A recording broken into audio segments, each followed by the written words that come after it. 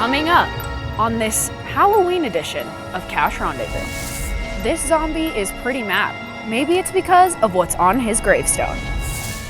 Spooky ghouls haunt this home. We'll tell you about another in Logan Canyon. This witch is brewing up something wicked. Find out if the weather is brewing up something cold in my Halloween forecast. These monsters walk on land. I'll tell you about one that could be underwater near you. And you've had a look at this haunted home, but will trick-or-treaters be coming by? Find out on this edition of Cache Rendezvous.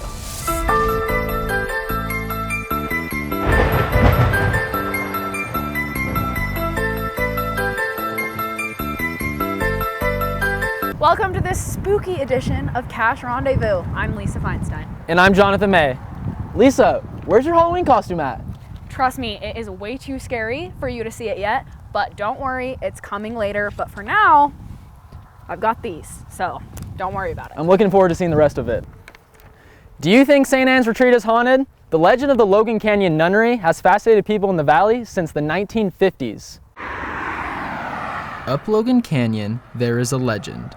The legend of St. Anne's Retreat. It hurts my brain too much to think if it was true, because it's a pretty crazy thing. Originally owned by the Hatch family as a summer vacation home, the property was donated to the Roman Catholic Church in 1950.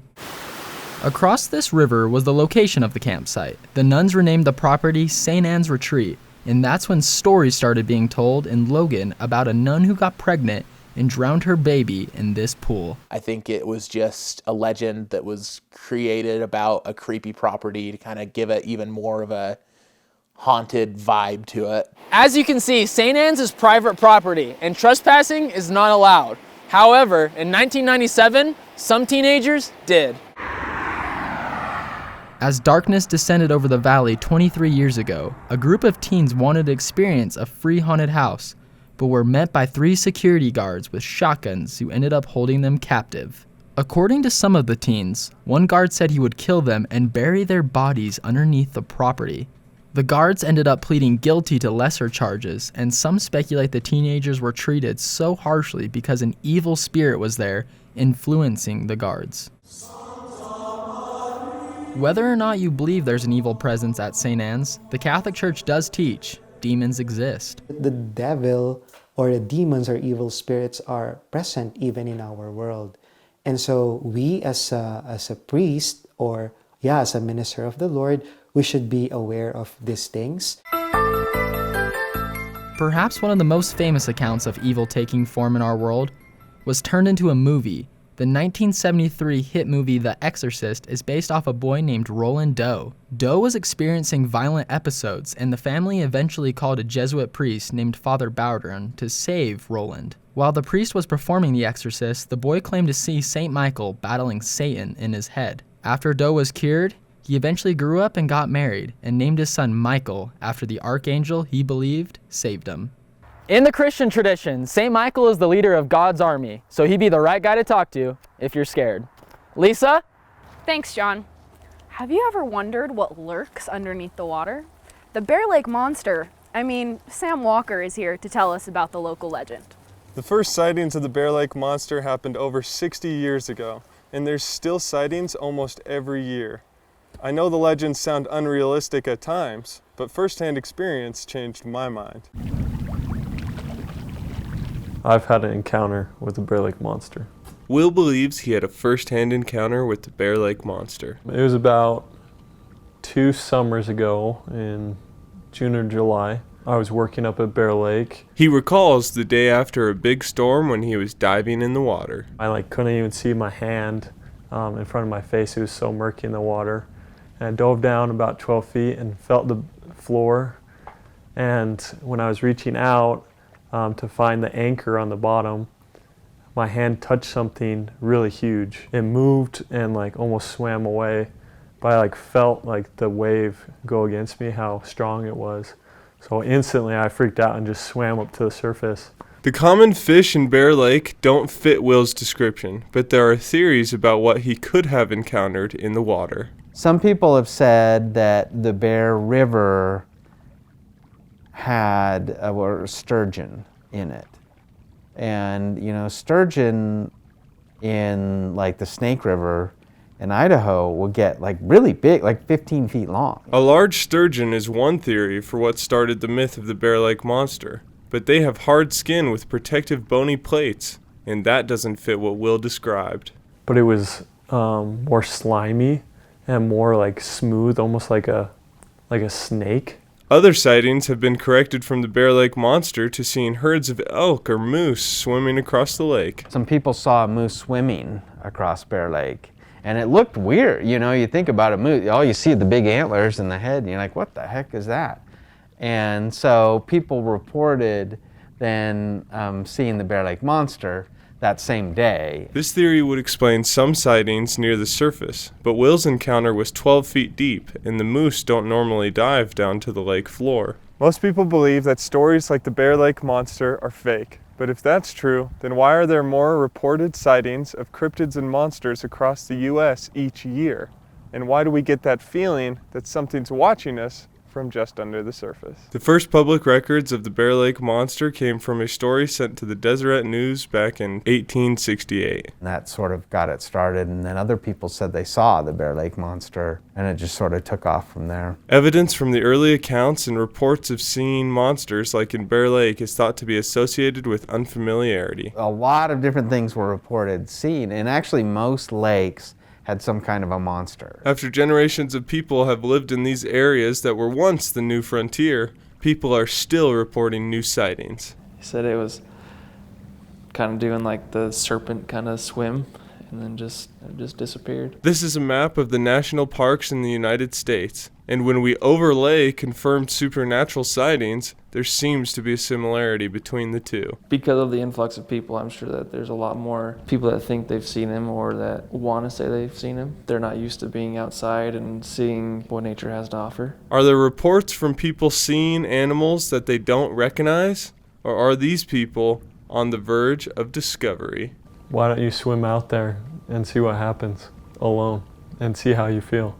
It may be scary to think about when you're swimming by yourself. It is a part of Utah's history, though. Back to you, John. Thanks, Lisa. You are going to die someday, and Robinson Miles is here to tell us more. That's right. But when you do, what's going to be on your headstone? You can put anything you want on your headstone. People could look at it and learn about your job, hobbies, interests, or even pets. New techniques mean a headstone can tell you all about what that person was like. Brown Monument in Smithfield sells headstones across northern Utah. They've seen the influence of technology, making it easier to personalize headstones, which makes their job more fun. My most favorite stones to work on are ones that are a little bit different. A different shape, a little bit different idea. You can get crazy. You can make any kind of shape you can think of. They use etching, sandblasting, and even changing the shape of the stone to personalize it for their customers. Changes in technology and popular designs mean that headstones have varied a lot through history. They've been everything from small and simple that you might even trip over to large and ornate, even taller than I am. Early American settlers brought headstone trends from Europe. In the late 1600s, the winged death head became popular, followed by skulls, skeletons, and faces. In the mid-1700s, cherubs were more common on headstones, and a few decades later, willows and urns became popular. In Logan Cemetery, there are several headstones that show how unique and personal you can make them. This headstone lists the accomplishments of its owner. This headstone may look standard from the front, but on the back has a cowboy poem carved into it. This headstone has a few images carved into its side, and the back has a recipe for fudge. Even USU students aren't too young to think about how they'd like their headstones to look. My headstone, it would have flames engraved on it, and it would look like a rock star was buried there. I've always loved nature, so maybe something like the mountains, since we live around here too. It's really pretty. This student wants his favorite food on his headstone. So I got my shell. I want some carne asada in there, just not any type of meat. Then I'll put some shredded cheese, lettuce, no guac, but pico, just a little tiny pico. No matter what it is, you will be able to leave your legacy carved in stone. So have you thought about what's going to be on your headstone? Actually, I did. I'm gonna get one of those bonsai trees Mr. Miyagi used to have. Well, you are the best around. Lisa. North Logan sponsored the 10th annual pumpkin toss this year, and one of these guys landed a little too close for comfort. Hundreds of people came to watch USU engineering students load and launch pumpkins from a trebuchet. The machine from medieval times uses a counterweight to throw objects more than 300 feet. Coordinators judge accuracy, distance, and reload speed of the 4 trebuchets. After the contest was over, coordinators loaded pumpkins with candy to launch for kids to run and grab. It was so much fun. Just the first time it flew, we were just ecstatic. But one of the trebuchets was late to the launch on one of the candy runs, causing a scary scene.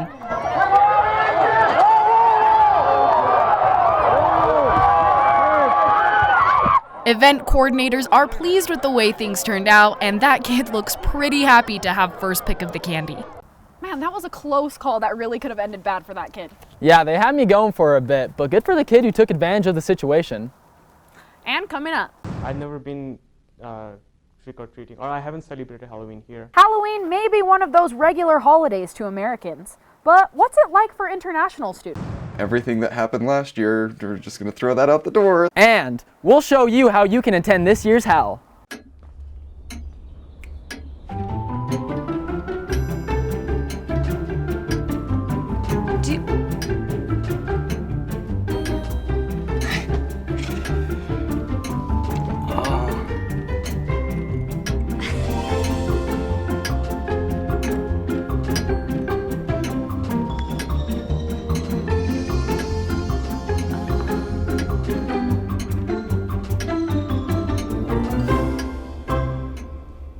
Listen, you're my friend. I noticed you haven't really been yourself recently. Yeah, I feel like something's up. How are you? Are you okay? Is there anything you want to talk about? I just want to know how you're feeling. And listen, even if you don't know what to say, I'm here to talk. No matter what you're going through, I just want you to know I'm here. I've got your back. when you want to talk, I'm here.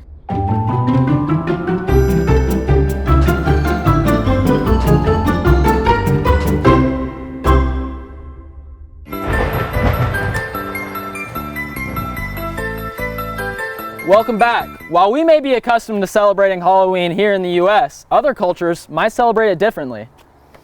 Yeah, Ting Yu Chang is here to tell us a little bit about how they celebrate Halloween, where she's from.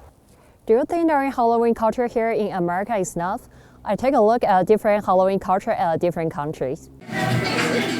Halloween has always been one of the most popular festivals in autumn. Shops and houses are already full of festival atmosphere through their decoration. In America, right here, people are too creative, especially when I saw how they decorate their yard and how they dress. It's making me feel impressed. It's interesting to just now Halloween is almost there. What does those international students think about Halloween? My first impression about Halloween is something very special, and then of course it's trick or treat like. So when I think about Halloween, it always involving a lot of candy and snack. Decorations, and then do some cosplay. Trick-or-treating and scary costumes. I've never been trick-or-treating, or I haven't celebrated Halloween here, but you know, we have TVs in India, and I've seen. People around the world are getting to know each other more, and sometimes even share the same holiday. But what about Halloween? Our countries indeed celebrate Halloween, but it's not as popular as in Utah. When I was in Taiwan, sometime I will saw some activity maybe held by church or local society. They will lead a group of children to have a trick-or-treat around the neighborhood, but just very few. In Taiwan, there is a few celebration for Halloween or related activity. My country does not have a Halloween. Yeah, they still do. Kind of like China is to be like more diverse right now, so Lack of experience of Halloween. I feel like just like different way and then like got different cosplays. For more different foreign culture differences, Global Engagement Office will always be a good place to get involved with. So tell me, Qingyu, how do you celebrate Halloween in China? Pretty similar to here. Sounds like a party to me. Speaking of parties, the dance is canceled, but you can still attend the Howl this weekend. Josh Davis shows you how leaders in the Student Events Office are planning with the coronavirus. All right, just want to pull forward to all that fire. Welcome to the 2020 Howl. We've got some snacks for you guys. What can I grab for you? With candy bars, volunteers, and COVID guidelines, most students say this new look Howl has been a success and are Excited that it's happening because I genuinely was expecting to just be sitting at home for the whole week of Halloween. It's pretty cool that they have events despite everything going on, you know? I think I actually prefer it. I'm not like a fan of like super big crazy events, and I enjoy like the low-keyness of it. The Howl is scheduled for this weekend, which normally means a long line from this back entrance of the field house out to the TSC and lots of volunteer shirts like this. But with COVID-19, the Student Events Office had to change things up. The process has been insane. We just kind of started with brainstorming kind of ideas of activities that we could do while still being socially distant, safe, with all our masks on. There's a new process for events since COVID-19. First, organizers have to brainstorm possible ideas, then make an event plan. Once their advisor approves that plan, they have to fill out a different form, which the Vice President for Student Affairs and the Safety Committee must approve before an event can happen. Event directors say they plan to take on this challenge and adapt to the current COVID circumstances and just have a positive, can-do attitude about it. I'm just grateful to be here. I think that's the biggest thing. Is it's a lot of work. I won't sugarcoat that at all, but it's been so rewarding so far, and I think it'll turn out really good. You can go to the Howl and other social distance events all week long. The drive-through haunted house located at the USU Ropes course was yesterday. Tonight, Matt Baker is performing a comedy and stunt show in the Spectrum at 7 p.m. Tomorrow, the Hyper Haunt from 7 to 10 p.m. and Friday is the last drive and movie night. It's a double feature with Happy Death Day and Happy Death Day to You. The virtual costume contest and the Scotsman Quest are virtual events that will finish Saturday.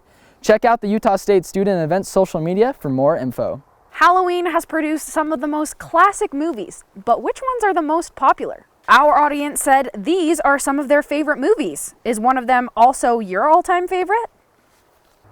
You know, my all-time favorite Halloween movie is Nightmare Before Christmas. I know it's not entirely a Halloween movie, but it's still my favorite.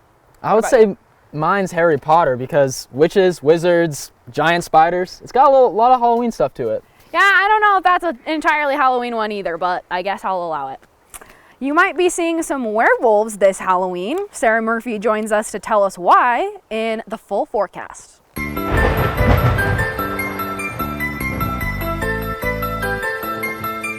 Welcome to Cache Rendezvous Weather. We're going to dive right into our weather here in Utah, specifically our 7-day forecast here in Cache Valley. Now, as Halloween is fast approaching, let's just say that there will be nothing spooky about these upcoming temperatures. Now, the downright cold temperatures we've been experiencing over the past few days are going to be replaced with clear skies and warm temperatures all throughout the end of the week. So as you can see, today we have a high of 52 with a low of 23.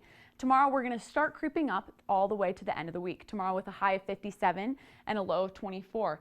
On Friday we're going to have a high of 60 and a low of 26. And on Saturday, get ready to trick or treat because our high will be 57 and a low of 26. Sunday and Monday and Tuesday we're going to shoot back up to the lower 60s and the nighttime temperatures are going to be around freezing. So expect some frost on your pumpkin, but don't worry, during the day the sunny skies will come back up. Now, we have a special treat here on Saturday because for the first time since March of 2018, we will be having a blue moon.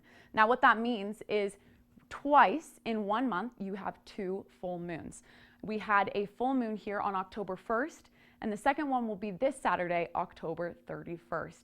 We won't have another one of these for 2 to 3 more years, so make sure you're ready and paying attention and enjoy these ghoulishly good temperatures. Have a happy, safe, and warm Halloween. Now back to you, Lisa. Thanks, Sarah. Coming up, I'll show you how I made a scary Halloween costume out of all of this. As we've had to do the last 7 months, we can adapt. And how trick-or-treating this year may be a little different than years past. Hey Bobo, do trees tell each other stories? I'm sorry, I'm afraid I don't know that. Hey, why don't we go find out? Listen. Do clouds take naps? I couldn't tell you. Dad, do stars visit their friends? Look!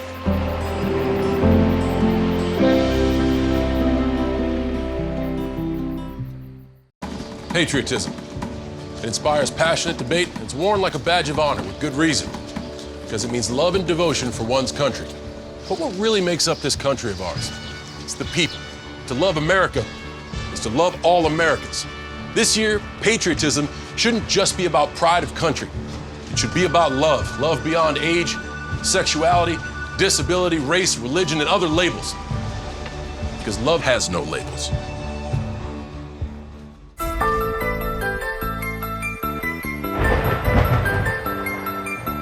Welcome back. Thanks for staying with us. I have a cow named Eric Price here with us. Yes, you do. But anyways, when was the last time you guys went trick-or-treating? You know, I honestly can't remember, but what I will tell you is I was a dang cute Elmo several years running, so. The last time I went, I wasn't Winnie the Pooh. I was Darth Vader. Well, let's take a look how Halloween might be a little different this year. The clangs, the thunder, and the screeches. This haunted yard has all the spooks. Built by the whole family every year, this 5th grader is glad that Halloween is near. I feel relieved that we're finished. With the caw of crows and the cauldron brewing, trick-or-treaters are sure to flock to this spine-chilling yard. But Aiden Hull thinks that there's not going to be a lot of people. This year, he may be right. In the past, trick-or-treating involves groups of people to gather closely, whether in lines like these kids or close up at someone's front door. But the question this year is, how are we going to provide an experience for young people who enjoy Halloween, enjoy trick-or-treating, but do so in a way that it is safe for them? A way to stay socially distanced and still pass out candy? Get a PVC pipe, tie it to your rail, and slide your candy through the chute. For this 3rd grader in the Smith family, COVID safety guidelines probably aren't the first thing on her mind. She's thinking about going out with my friends and trick-or-treating with them. If trick-or-treating doesn't work out this year because of COVID, she won't be happy. I'm gonna be sad. For this Smith family 8th grader, trick-or-treating isn't all about candy. I go trick-or-treating to hang out with my friend and chat with him while we're walking around and talking with all of our neighbors around. Trick-or-treating with friends isn't the only thing he's interested in. From giant pumpkin heads to their eerie shadows, he's helped decorate his front yard. There were very few things here, and then as years went on, more and more things kept adding on until it became this. To avoid clusters like this, Professor Riggs says changing the way we trick-or-treat is vital. As we've had to do the last 7 months, we can adapt. And to adapt, she means wash your hands before and after you go out. Bring hand sanitizer and wear a mask. But most importantly, keep the mood on a positive note is all I think I would say. Just be positive. For more Halloween safety guidelines, check out a link on our Facebook page. John, I know you said that I don't have much of a costume on, but I will show you how I take this toilet paper and turn it into something really scary. Starting with our liquid latex here, this is going to create our fake skin for this. So we're going to start with a disposable sponge and map out where we want that to go and where we want our fake skin to be. Then we're going to take some tissue paper cut up into jagged pieces, and we're going to layer that on top of our latex where we want our skin to go. And we're going to just keep repeating that process to create that skin. So we just keep layering latex on top of tissue, on top of latex, until we get about 5 layers, which is what you see here. And we want that nice and thick so we are able to easily cut into it later. And once it's completely dry, we can cover it with makeup in order to make it look as skin-like as possible. And we are just going to repeat that on both sides until we cover it with translucent powder in order to kind of create that more skin-like finish, and it'll make it a little easier to work on top of. So you kind of just pat that on with either a brush or a sponge. Then I'm using the end of a makeup brush here to guide my scissors along that cut that I'm making to create that skin opening. And I'm just putting that there so I know where my scissors go, and also to protect my skin so my scissors don't cut my real skin. And so you can create that opening as big or as small as you want to, and then you'll repeat that on both sides. And again, that makeup brush there, or a pencil, whatever you want to use, will protect your skin from those scissors. Then you are going to cut more from your slit that you created and start tugging on that skin so you kind of create that skin pull effect. And once I have that done on both sides, I'll take my bruise colored face paint wheel and I'll put that in the blank space inside that cut area after I've put more latex on my top and bottom lip. And I'll just kind of put that in there. And then I'll take my coagulated blood, which is just really thick blood that won't run but will create that blood look. And I'm just taking that end of that makeup brush and I'm just putting this in there where I want that wounded look. And this type of fake blood, since it's so thick, will stay where you put it. But if you do want that runny look, you can add some stage blood, which is what is going to give us those drips. So I'm just going to tip my head up and just let the blood fall so it can drip down my face. And the messier you can be with this, the more real it will look. Then when I'm done with that, I'll get ready to do my finishing touches, which is kind of making that skin look nice and irritated, and taking a sponge and throwing some of that extra blood on there so we have that splattered look. And then here is the finished product. As you saw, I put the liquid latex on in the form of a smile, but the technique works the same wherever you want to put it, on an arm, on a leg, whatever you want. I'll have a full list of all the products you need to recreate it on our Facebook page. Thanks so much for joining us on this Halloween edition of Cache Rendezvous. You can catch us on Twitter, Instagram, and Facebook. Have a happy Halloween, Cache Valley. We'll leave you with a look at a haunted house.